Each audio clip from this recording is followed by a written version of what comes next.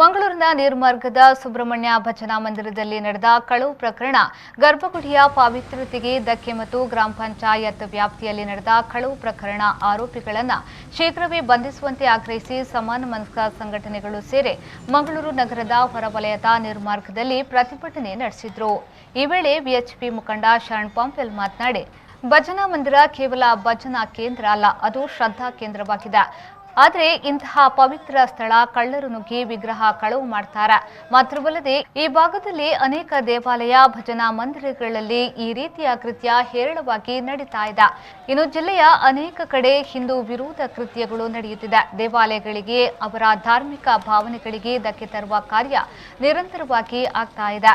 ಇದರ ವಿರುದ್ಧ ಹಿಂದೂ ಸಮಾಜ ಜಾಗೃತರಾಗಬೇಕು। ಇನ್ನು ಈ ಭಾಗದಲ್ಲಿ ನಡೆದ ಈ ಘಟನೆಯ ಆರೋಪಿಗಳನ್ನು ಶೀಘ್ರ ಬಂಧಿಸಬೇಕೆಂದು ಆಗ್ರಹಿಸಿದರು।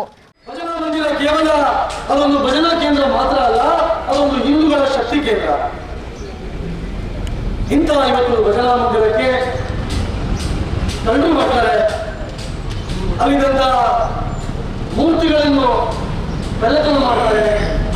ಅಷ್ಟು ಮಾತ್ರ ಅಲ್ಲ, ಆ ಮಂದಿರವನ್ನು ಅಪವಿತ್ರಗೊಳಿಸುವಂತ ಇವತ್ತು ಕೆಲಸ ಇವತ್ತು ಆಗ್ತಾ ಇದೆ।